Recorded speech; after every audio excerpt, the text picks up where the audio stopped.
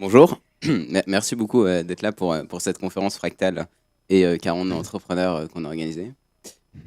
Donc moi je suis de Fractal, comme ce suite peut le montrer. Et donc on organise quelques confs, enfin on fait pas mal de choses dont les confs. Et aujourd'hui je pense que Valentin va avoir le plaisir de se présenter Yes. et de raconter un peu son parcours qui est extraordinaire, vous allez voir. Et après, vous allez pouvoir déguster du thé matcha de grande qualité qu'il est allé chercher lui-même au Japon. Donc, c'est plutôt cool. Donc, si je présente rapidement Fractal, pour résumer de façon très courte, c'est la soft power de 42. Donc, à 42, en fait, vous avez plein de hard skills qui sont programmés, potentiellement faire un peu de maths, enfin, faire vraiment des trucs très liés à l'informatique.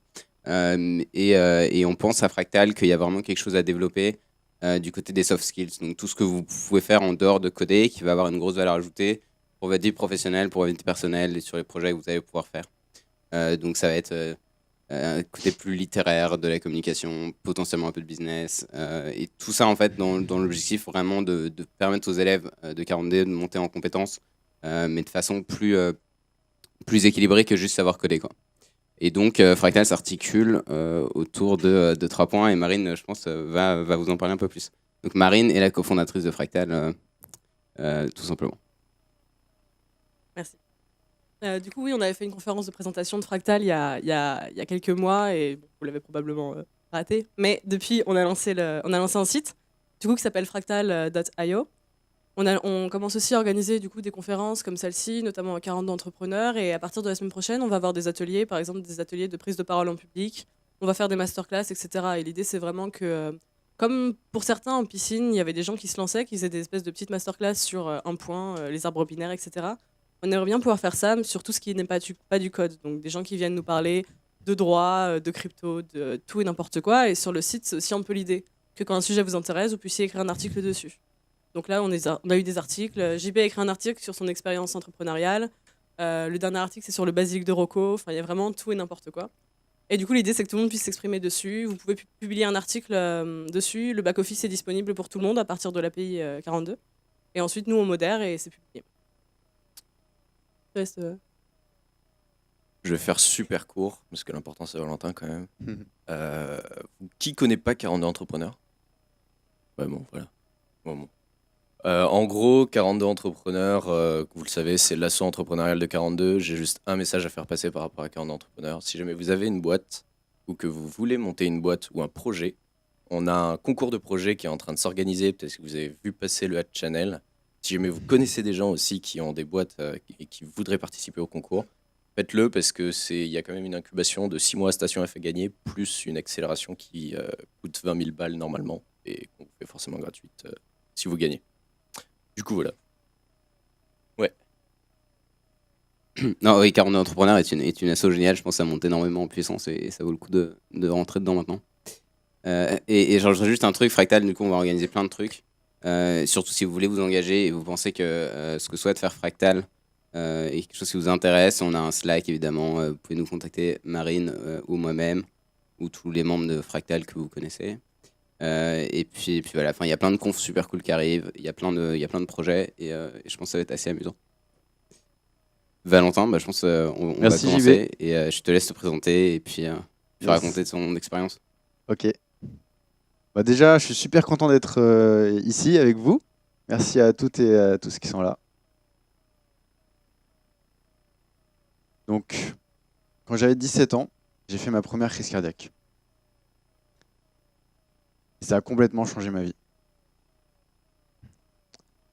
J'ai commencé à prendre des médicaments tous les jours parce que les docteurs m'ont dit, Valentin, on ne sait pas ce que tu as, on ne sait pas comment te soigner, on sait juste que tu peux avoir une crise cardiaque n'importe quand. Profite de ta vie. À 17 ans, je me suis dit, oh putain, mais j'ai pas eu assez de petites copines pour mourir demain. Et au-delà de ça, toute ma vie a complètement changé. Tous les matins, je prenais mes pilules et je me disais, qu'est-ce que je ferais si aujourd'hui c'est mon dernier jour? Qu'est-ce que je ferais pas? Et comment j'interagirais avec les gens autour de moi? En fait, je voulais vivre le plus possible d'expériences que la vie pouvait m'offrir. Je voulais vivre tout ce que la vie pouvait m'offrir, toutes les expériences possibles, je voulais les vivre. Je voulais voir le monde, je voulais voyager. Et donc, dès que j'ai eu 18 ans, je suis parti en Thaïlande pour apprendre la boxe thaï là-bas. C'était mon rêve, contre tous les avis de mes médecins et tout.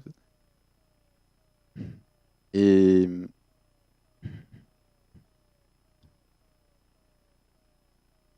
et ensuite, j'ai vécu tout plein d'aventures, tout plein de voyages. Et à ce moment-là, je suis parti en Thaïlande faire la boxe thaï. Là, c'est moi avec mon master. Et puis, à 19 ans, je fais ma deuxième crise cardiaque. J'étais en France et on m'emmène dans l'ambulance. Et il y avait ma mère au loin qui pleurait. Et moi, j'étais conscient tout le long. Et en fait, on m'emmène dans le brancard et dans l'ambulance. Et donc moi, j'étais comme ça et je regardais. Et en fait, tout mon cœur battait très, très, très, très vite. Comme ça, boum, boum, boum, boum, boum. Et tout mon torse bougeait en même temps. Et à ma gauche, il y avait 2 ambulanciers qui étaient super stressés.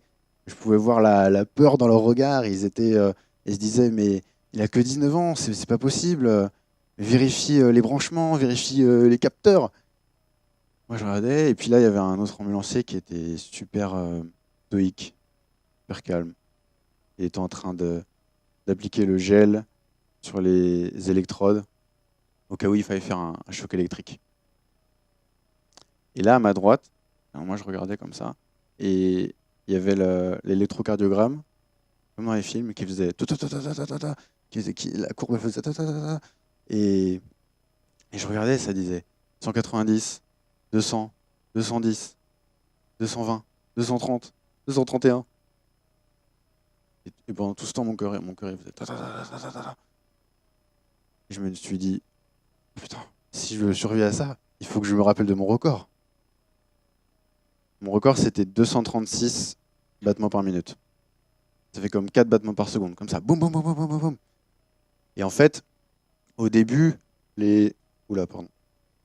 J'ai touché. Au début, les battements du cœur, ils sont très puissants, genre comme ça. Comme voilà, un battement très puissant et très rapide. Et petit à petit, en fait, c'est comme si tu fais plein de pompes comme ça, ben, au bout d'un moment, tu peux plus, quoi. Et petit à petit, mon cœur, il était de moins en moins puissant. Toujours la même vitesse.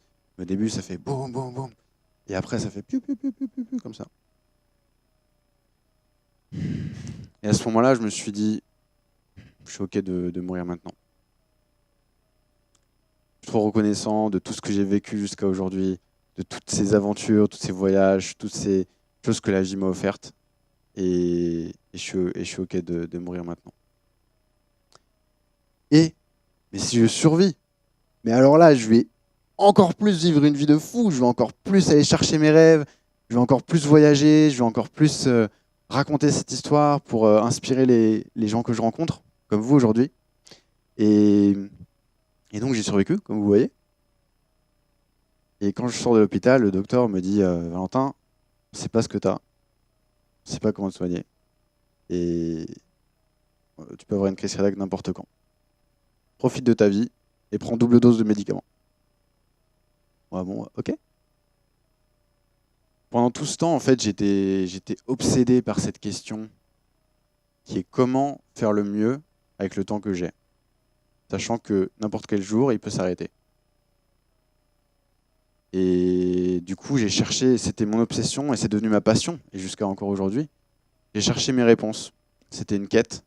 J'ai cherché mes réponses en lisant des centaines de livres, en rencontrant plein de mentors, de gourous sur le développement personnel, sur la productivité, sur comment faire ce que tu as envie de faire en fait, comment aller chercher tes rêves.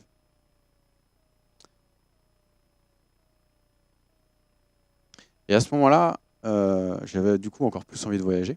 Donc, de fil en aiguille, je suis arrivé à travailler pour Air France dans c'était un job d'été, finalement ça a duré 6 mois. Là, c'est moi à Bamako. Et puis là, vous avez reconnu qui c'est ou pas? C'est qui? C'est Booba. Ouais. En fait, après ce job à Air France, j'avais économisé et je suis parti en Asie pour faire un grand voyage pendant 1 an en moto. Donc j'étais beaucoup, je suis allé au Vietnam, en Thaïlande, au Laos, beaucoup en moto. Bah ça c'est moi d'ailleurs au Vietnam. Il y a un moment j'étais en Chine, je me suis retrouvé en Chine et mon père il me dit Valentin, t'as un cousin du 3e degré qui est en Chine, parce que mon père il est vietnamien en fait. Et il dit ouais, il habite en Chine, il est à Shanghai, va le voir. Moi j'étais déjà en Chine, à Wuhan. Donc je vais à Shanghai pour voir cet oncle. Et il me raconte que lui, il vient de vendre sa boîte à Publicis, qui est un gros groupe de publicité, et qui va lancer une nouvelle marque de vin française en Chine. Et en fait, moi, dans cette quête dont je vous ai parlé, comment faire le mieux avec le temps qu'on a, une des réponses qui avait pop-up, c'était de trouver un mentor. Quelqu'un qui est 10 à 20 ans plus avancé que toi, dans un domaine que tu veux développer. Et donc je raconte ça à mon oncle et à mon nouvel oncle. Et je lui demande, moi je veux être entrepreneur parce que je veux vivre, je veux que le temps soit ma première ressource et je veux pas d'une vie, d'une carrière conventionnelle. Et je lui demande, j'ai envie d'apprendre le business, j'ai envie d'apprendre le business en Asie. Est-ce que je peux travailler pour toi? Et donc il dit OK. Et pendant 3 ans, j'ai travaillé en Chine, à Shanghai, pour cet oncle, a créé depuis zéro cette nouvelle marque de vin français en Chine. Et c'était un peu un vin style Absolut Vodka, mais pour le vin. Donc très fashion, jeune. Et c'était une époque complètement délirante pour moi parce que on travaillait avec des nouveaux riches chinois. Donc c'est des gens qui, en l'espace de 10 ans, sont passés de très pauvres à très très très riches, genre milliardaires ou centaines de millions millionnaires. Donc ils sont complètement barrés. Tout ce qu'ils aiment, c'est l'alcool, les voitures rapides, le luxe et les femmes. Donc voilà, ça c'était ma vie pendant où j'ai fait des trucs complètement délirants. J'étais dans des jets privés, dans des fêtes délirantes. Et c'est un monde qui... Je suis super content d'avoir vécu toutes ces expériences et je suis trop content de les avoir quittées. Parce que c'était pas mon monde. Je me sentais pas du tout aligné avec ce monde-là. Quand je vivais à Shanghai, je vivais dans le quartier japonais. Et c'est là-bas que j'ai découvert le thé matcha. Qu'est-ce qui connaît le thé matcha ici? Levez le doigt. Pas mal. Le thé matcha, pour ceux qui ne connaissent pas, c'est en fait une poudre qui est faite à partir de la feuille du théier, qui est la plante, et qui est broyée en cette poudre très très très fine. Et du coup, au lieu d'avoir une boisson qui a une infusion, en fait, on mélange cette poudre à de l'eau chaude et on boit le thé. Et en fait, c'est comme si, du coup, tu mangeais la feuille entière. Donc il y a plein de nutriments, plein d'antioxydants, et ça donne beaucoup plus d'énergie qu'un thé vert normal. Kumiko, en fait, Kumiko Matcha, j'ai créé Kumiko Matcha il y a 5 ans. Parce que quand je rentrais en France, je ne trouvais pas de bon thé matcha. L'offre qui était disponible ne me satisfaisait pas du tout. Parce que ce qu'on trouvait dans les boutiques bio ou dans la grande distribution, et même encore aujourd'hui, ce qu'on trouve toujours, c'est un produit qui est du faux thé matcha, qui est très très jaune en couleur au lieu d'être très vert comme ça, qui est très amer au lieu d'être très doux. C'était pas du tout le vrai thé matcha auquel moi j'étais habitué de goûter en Chine et qui venait du Japon. Donc il y a 5 ans, j'ai décidé de créer Kumiko Matcha pour faire découvrir ce que c'est que le vrai thé matcha premium et bio du Japon. Et pour développer une communauté de personnes qui sont passionnées par le thé, par le thé matcha, et par plein d'autres choses dans cet univers, comme moi c'est le yoga, la méditation, et c'est tout un petit univers comme ça. J'ai créé Kumiko Matcha depuis le départ en en ayant en tête que je voulais que ce soit une entreprise qui me permette d'être un entrepreneur nomade. Ça veut dire quoi? Ça veut dire que là, je peux être ici ou je peux être à Tombouctou et tant que j'ai une connexion Internet, ben, je peux à la fois gérer et développer mon entreprise. C'est-à-dire qu'elle soit dématérialisée et qu'elle ne soit pas dépendante d'un endroit. Et ensuite, j'ai développé Kumiko Matcha, fait évoluer Kumiko Matcha suite à des lunettes, 3 lunettes que je voudrais vous transmettre aujourd'hui, que j'ai apprises d'un penseur qui s'appelle Ken Wilber, et qui sont le beau, le bon et le vrai. Alors c'est quoi? Chez Kumiko Matcha, le beau, en fait, c'est tout ce qui touche au design, tout ce qui touche à l'inspiration que ça te donne. Par exemple, ça, c'est mon dernier produit, c'est le thé matcha Ultra Premium Bio. C'est à la fois une œuvre d'art à l'intérieur et à l'extérieur.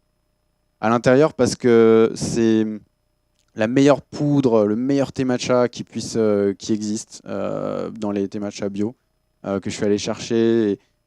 Et à l'extérieur parce que c'est un ami à moi qui est tatoueur, d'ailleurs qui m'a tatoué et qui a fait sa version de la Kumiko Girl.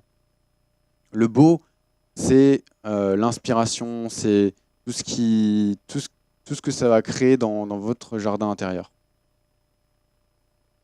Le bon, c'est le fait que je fais que des produits bio, que tous les ans, je vais visiter mes producteurs, mes producteurs partenaires, les fermiers avec qui je travaille, dans les champs, partout dans différents endroits du Japon. Le bon, c'est aussi le fait que je crée des expériences et des produits pour ma communauté. C'est le fait que je reverse une partie de mon chiffre d'affaires à des charities. Et le vrai, c'est tout ce qui touche à la fiche technique du produit. C'est-à-dire les informations nutritionnelles, la couleur de la poudre, la meilleure qualité du packaging et des objets. Donc ma question pour vous aujourd'hui, c'est comment est-ce que vous pouvez appliquer ça, appliquer ces 3 lunettes, le beau, le bon, le vrai, à vos projets, à votre vie personnelle, à votre vie d'étudiant ou d'entrepreneur ou votre vie professionnelle. Par exemple, je réfléchissais à des choses dans votre contexte ici à l'école 42. Dans le beau, moi ce qui m'a apparu direct, c'est que vous avez du street art partout. Alors on peut se demander, ça sert à quoi le street art pour coder? Ben, en fait, ça apporte plein d'inspiration, peut-être de manière consciente et inconsciente. Dans le bon, bah, j'ai entendu dire que Xavier Niel, il faisait construire des dortoirs de l'autre côté de la rue. Et pour ceux qui ne peuvent pas se payer un hébergement. Et aussi que l'école est gratuite. Et dans le vrai, bah, le côté, on a une salle qui est géniale, qui est tout équipée et qui est... le vrai, c'est aussi créer des bons programmes qui marchent. Par exemple, Pierre, il m'a dit que dans les piscines, si tu mets une virgule au mauvais endroit, tu as 0. Ça, c'est genre super dans le vrai. Vous, dans vos projets, dans votre vie, qu'est-ce que vous allez métaphoriquement construire de l'autre côté de la route pour vos collègues, pour vos employés, peut-être, pour les gens avec qui vous travaillez? Comment vous allez apporter du bon? Qu'est-ce que vous allez afficher dans votre environnement, que ce soit du street art ou autre chose, que ce soit votre fond d'écran d'ordinateur ou quoi que ce soit, pour apporter du beau dans vos projets? Qu'est-ce que vous allez faire dans vos projets pour qu'il y ait cette touche, pas seulement fonctionnelle dans le vrai, mais aussi qui est le beau, le bon et le vrai? En fait, en général, je ne vais pas donner d'exemple pour le vrai, parce qu'en général, c'est ce qu'on manque pas aujourd'hui. C'est-à-dire que la plupart des choses auxquelles on peut penser, on les pense d'abord dans le vrai, généralement. de toute... Alors, je vais revenir à mon histoire. Quand j'avais 23 ans, j'ai été guéri. Les docteurs, ils m'ont rappelé. Ils m'ont dit, Valentin, on sait ce que tu as. On va essayer de t'opérer du cœur. Viens à Paris. Alors moi, ok. Et, et j'ai été opéré, en fait, pas à cœur ouvert, mais par l'artère fémorale. Il faisait passer une sonde comme ça qui allait dans le cœur et qu'il fallait griller quelque chose. Et puis tout d'un coup, voilà, j'étais guéri du jour au lendemain. Plus aucun risque que n'importe qui de mourir demain, plus de médicaments. Et donc je suis super reconnaissant d'avoir vécu toute cette expérience et d'en être libéré. Et de toutes ces années et de cette quête de comment faire le mieux avec le temps que j'ai, j'en ai appris plein de leçons. Et s'il y en avait une qui englobait tout, ce serait cette manière de vivre, qui est de vivre chaque jour comme si c'était le dernier et comme si tu allais vivre pour toujours. Là, j'appelle les programmeurs un « et » qui est le « end » en programmation, qui est inclusif, qui les deux conditions en même temps doivent réunir. À la fois vivre chaque jour comme si c'était le dernier et comme si tu allais vivre pour toujours. De mon expérience personnelle, de mon expérience d'entrepreneur et de vie, il y a 3 points principaux que je voudrais vous offrir aujourd'hui pour vivre comme si chaque jour était le dernier et comme si tu allais vivre pour toujours. Le premier, qui est tout simple, c'est d'avoir des rituels. Un rituel matinal, par exemple. Un rituel matinal, c'est ce que j'appelle quelque chose qui va te permettre de faire un minimum viable day. Donc, dans le milieu, vous devez connaître le minimum viable product. Le minimum viable day, c'est qu'est-ce que vous devez faire dans la première heure ou les 2 premières heures de votre journée qui va rendre votre journée un win. Ça peut être, pour moi, c'est méditer 30 minutes par jour le matin et lire 30 minutes et travailler sur mon état d'esprit. D'ailleurs, je vous ai fait un petit bonus. Vous vous rendez sur cette page. Vous pouvez prendre des photos et tout. Vous pouvez vous inscrire, mettre votre prénom, et puis vous allez recevoir un email avec mes conseils pour créer votre propre rituel matinal, et aussi le mien. Vous allez recevoir mon rituel matinal. Mon deuxième point, et ça vous l'avez déjà entendu, c'est trouver vos mentors. Trouvez votre mentor. Un mentor, c'est quelqu'un qui est 10 à 20 ans plus avancé que vous dans un domaine que vous voulez développer. Et c'est un point super important parce qu'un mentor, ça va vous faire des sauts. Pas des raccourcis, mais des sauts dans le temps de ce que vous aurez pu devenir. Entre là où vous rencontrez un mentor et là où ça va vous faire progresser énormément. Et mon troisième point, c'est le fait que vous pouvez reprogrammer votre état d'esprit pour créer votre propre réalité. Il y a plein de façons de faire ça. Et s'il y en avait une que je voudrais vous transmettre, c'est simplement de faire votre vision 2018. Donc là, on est en janvier, c'est un moment parfait. Et comment on fait? Il suffit de mettre dans un petit état d'esprit méditatif, de méditer ou simplement de prendre 10 grandes inspirations.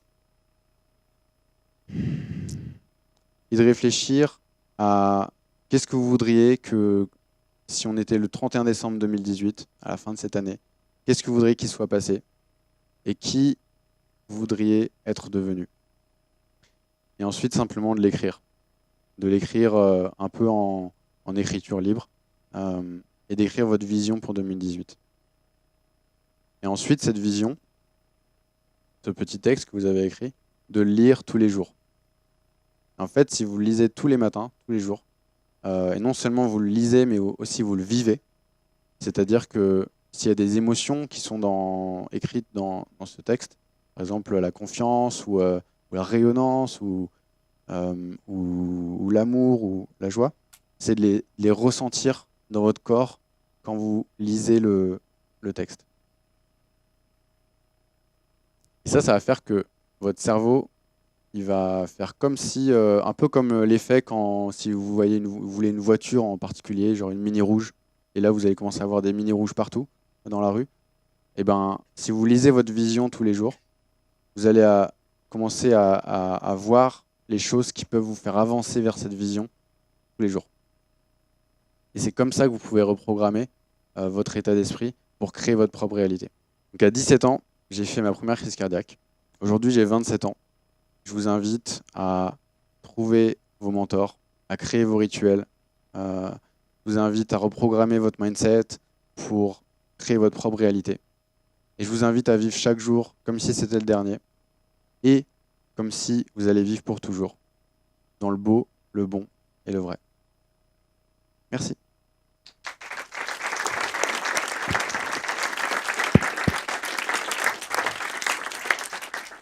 Merci beaucoup Valentin, je trouve que c'était vraiment super intéressant. On va avoir un petit temps de questions avant d'aller déguster du thé matcha. Ouais.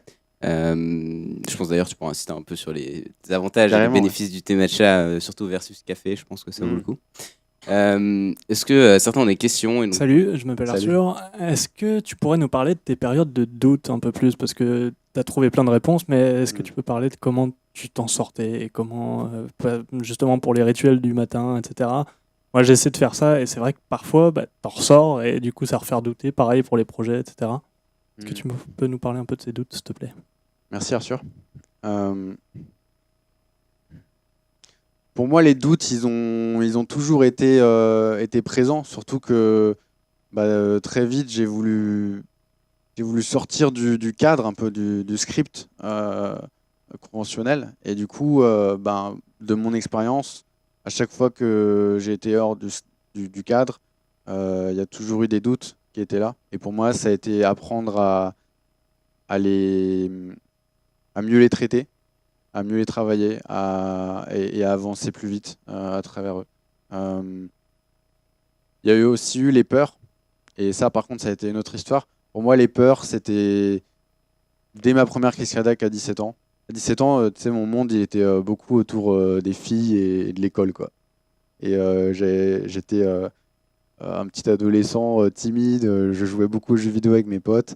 Et puis, je voyais des filles qui me plaisaient, mais j'avais trop peur de leur parler.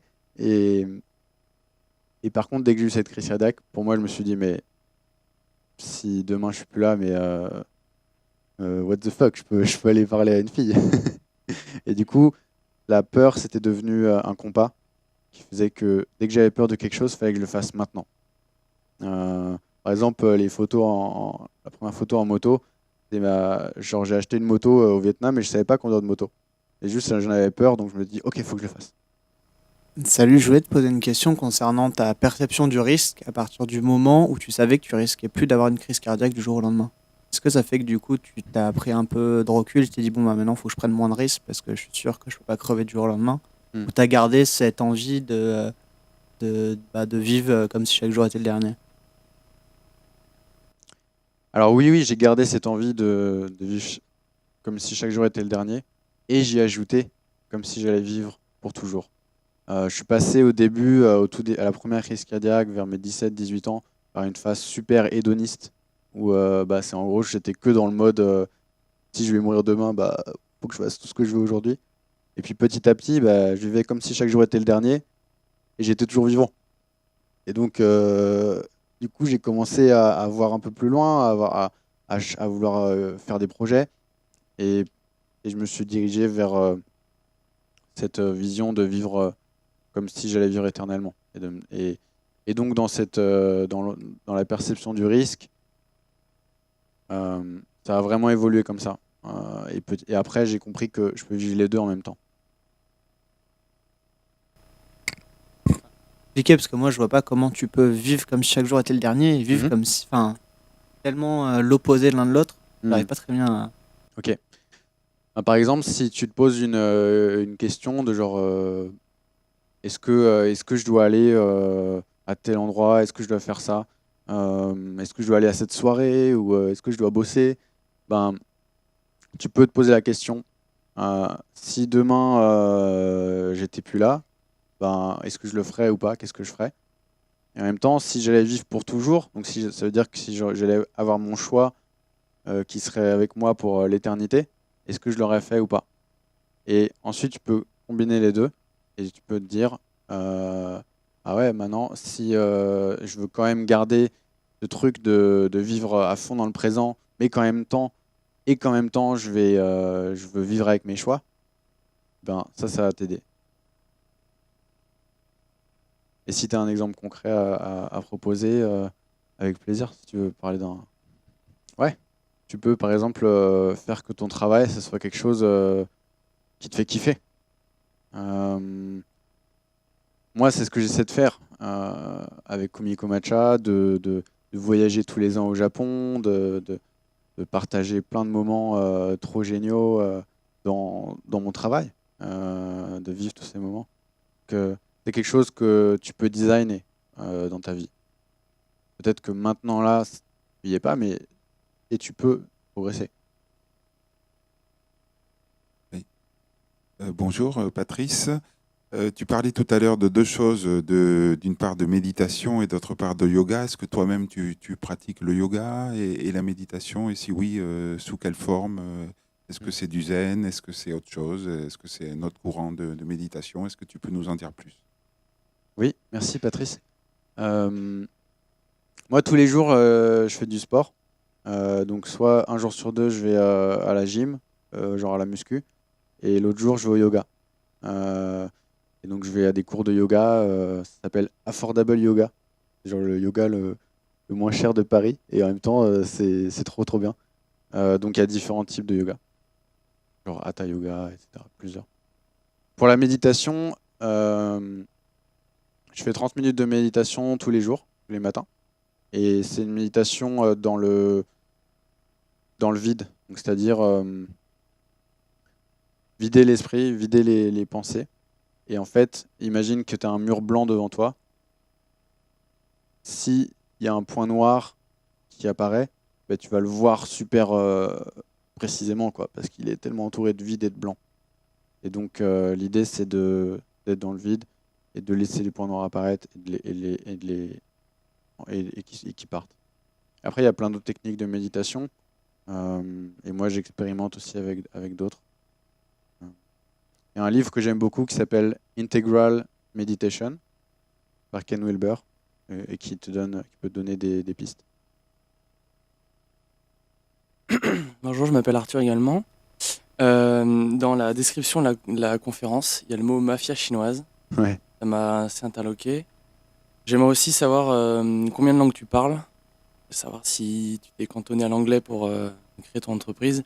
Et aussi, genre, comment tu peux partir de rien et t'arrives voir un agriculteur et tu lui dis salut, je veux vendre tes produits. Enfin, comment ça se passe? Ok. Alors, mafia chinoise. En fait, quand j'étais en Chine, on travaillait avec des gros clients, des gros distributeurs. Et imagine un gars qui contrôle toute la distribution d'alcool et de spiritueux pour une ville de la taille de Paris. En Chine, il y en a plein des villes de cette taille. Et donc, c'était des gars qui avaient des cicatrices partout et qui disaient ouais, nous, quand il y a longtemps, quand on était plus jeune, on a pris des risques et maintenant, on est établi, quoi. Et puis, on n'a plus de concurrents. Et donc, c'était ça le côté mafia chinoise. Tu peux me rappeler les deux autres points? Ok, j'ai appris l'anglais en jouant à des jeux vidéo. Et je parle un petit peu chinois. Enfin, ouais, là, j'ai pas mal perdu depuis que je suis parti de Chine, mais quand j'étais là-bas, en fait, j'avais cette incroyable opportunité d'être avec cet oncle du troisième degré que je connaissais pas d'avant, d'être un peu son bras droit. Et en même temps, du coup, en fait, j'allais à tous les meetings, j'allais dans l'entreprise, même si j'étais pas vraiment concerné. J'avais un peu une sorte de passe partout et j'écoutais. Et les gens, ils parlaient chinois, quoi. Moi, je comprenais rien. Et donc, je me posais, j'écoutais, et petit à petit, tac, tac, je commençais à comprendre de plus en plus, à parler de plus en plus. Donc, je suis pas arrivé au stade bilingue, mais je me débrouillais. combien de langues je parle, couramment anglais, français. Et puis après, j'ai plein de petits mots de chinois, de thaï, de vietnamien, de laotien, de mongol, d'endroits où j'ai voyagé et vécu. Ça, d'ailleurs, c'est en Mongolie, en août. Et l'autre question, c'était les agriculteurs, ouais, les fermiers. En fait, ce qui s'est passé, c'est que j'ai trouvé des fermiers, des fournisseurs qui faisaient du thé matcha bio. Alors le thé matcha bio, en fait, c'est très très rare.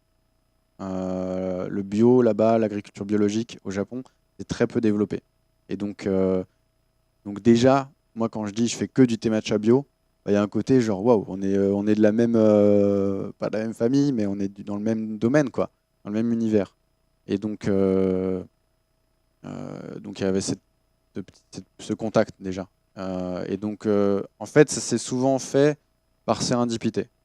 Ça veut dire par coup de chance, j'ai rencontré un tel, il m'a présenté à un tel, et petit à petit, de fil en aiguille, j'ai rencontré divers fermiers et producteurs partenaires. Il y a un truc que j'ai fait qui est spécifique au Japon, c'est que j'ai imprimé un petit dossier de quelques pages qui raconte mon histoire, que je viens de vous raconter là, et qui raconte ce que je fais, pourquoi je le fais, et qui dit que j'ai envie de rencontrer des nouveaux producteurs pour apporter des nouvelles expériences à ma communauté. Et je l'ai fait en japonais. Mais je parle pas japonais. Bonjour, je m'appelle Adrien. Alors, j'ai une petite question un peu plus pragmatique concernant ton parcours. Tu nous dis que tu as commencé à voyager jeune, à 17 ans. Pour voyager, il faut de l'argent. Et pour entreprendre, vu qu'on a parlé d'entrepreneuriat, il faut aussi des relations. Et je voulais savoir, en fait, vu que tu as dit que tu as eu rencontré ton oncle, mais par exemple, comment tu as fait pour avoir tes premières relations, ton argent pour voyager, genre tout le côté, pour en fait construire ta vie? Alors moi, j'avais un truc de chance, c'est que ma mère, elle a travaillé à Air France, donc j'avais des billets d'avion pas chers. Et du coup, j'en ai profité à fond. J'ai toujours fait aussi un peu de consulting, créer des sites web pour des entreprises. Mon premier site web, je l'ai codé genre à 15 ans, tu vois. Donc après, j'avais toujours un peu ce truc. Et puis c'est comme ça, voilà. Mes parents, ils m'ont un petit peu aidé aussi. Après, pour le côté entreprise, pour le côté business, tu sais, quand j'ai créé Kumiko Matcha, je connaissais personne dans le thé matcha, quoi. J'avais juste mon expérience. J'avais mon expérience avec mon mentor, avec mon oncle, où pendant 3 ans, on avait créé une marque de vin. Et d'ailleurs, dans le thé matcha, il y a plein de similarités avec le vin. Vous verrez tout à l'heure. Au fait, je vous invite tous à une dégustation de thé matcha. Donc on va aller à côté. Le thé matcha, ça se boit comme un vin. Ça se déguste comme un vin. Tu vas sentir la longueur, etc. Donc il y avait aussi ce parallèle que j'avais trouvé. Et j'ai commencé sans contact. J'ai créé mon site, j'ai créé ma vision. Et petit à petit, t'as besoin de pas grand-chose, quoi, pour commencer. Et aussi dans mon parcours d'entrepreneur, ça a été chaotique. Je me suis lancé dans Kumiko Matcha avec vraiment très très peu d'argent. J'ai acheté un premier stock de 100 unités, 100 boîtes, ce qui est tout petit et qui était très très cher du coup. Et puis petit à petit, en fait non, j'ai vendu mon premier stock et j'ai fait une erreur, c'est que j'ai dépensé ma marge. J'avais plus d'argent pour acheter un nouveau stock. Donc pendant presque un an, ma boîte c'était en pause parce que j'avais rien à vendre. Et du coup j'ai fait des projets de consulting, de fil en aiguille. Voilà, j'ai rencontré des gens qui ont cru en moi. Et à un moment, j'avais assez d'argent pour racheter du stock. Et là, ça s'est relancé sans que je refasse l'erreur de dépenser ma marge. Bonjour, je m'appelle Marie-Pierre. J'avais une question sur le thé matcha. Ouais. Je voulais savoir si c'était un thé vert spécifique ou si tous les thés verts pouvaient devenir matcha. Une très bonne question. En fait, tous les thés, que ce soit du thé vert, du thé oolong, du thé noir, du thé rouge. En fait, ça vient de la même plante. C'est une plante qui s'appelle Camellia sinensis, qui est comme un petit arbuste. Et en fait, en fonction de comment tu fais grandir la plante, comment tu t'en occupes, comment tu la récoltes et qu'est-ce que tu fais avec la récolte, ça change. Et du coup, il y a différents thés qui sont faits avec ça. Pour le thé matcha, la plante, elle grandit normalement et 3 à 4 semaines avant la récolte, elle est couverte d'un filet noir qui retient 80% des rayons du soleil. Donc la plante, en fait, elle a presque plus de soleil. Donc elle a plus du tout l'énergie du soleil pour se développer. Ça fait que elle est dans un état où elle doit prendre tous les nutriments, toute son énergie de la terre, ce qui d'ailleurs est beaucoup plus difficile en agriculture bio. Il n'y a pas de pesticides ni de produits chimiques employés. Et donc elle prend son énergie de la terre et en fait la plante, elle est en mode, elle va chercher le soleil. Et donc elle va créer plein de jeunes pousses, plein de petites feuilles qui vont essayer de chercher le soleil. Et c'est ces jeunes pousses-là qu'on récolte et on prend les 3 premières feuilles d'une pousse, qui sont du coup des bébés feuilles, quoi. Et ensuite, ces bébés feuilles, elles passent dans un moulin en granit qui les rend en poudre, ce qu'on va déguster. Et puis, pour rebondir sur toi, JB, les bienfaits du thé matcha par rapport au café, c'est que, en fait, dans un café, la caféine, elle est ce qu'on appelle directement biodisponible. Ça veut dire que quand tu bois un café, toute la caféine, elle va directement dans ton sang. Donc au bout de 15, 20 ou 30 minutes, tu vas sentir le high. Et le truc, c'est que ton corps l'élimine très rapidement aussi. Donc en fait, avec un café, ta courbe d'énergie, elle fait tac et crash. Et en fait, avec un thé matcha, dans le thé matcha, il y a de la théine. La théine, c'est la même molécule que la caféine. Donc on l'appelle théine quand c'est dans le thé. Sauf que dans le thé matcha, la théine, elle est liée aux molécules de tanin comme dans le vin. Et ton corps, il doit les séparer pour les absorber. Et du coup, avec le thé matcha, ta courbe d'énergie, elle fait plutôt comme ça. Elle est beaucoup plus longue et beaucoup plus douce. Du coup, quand tu bois un thé matcha, ça te donne de l'énergie dans la longueur sans avoir le trop high, quoi.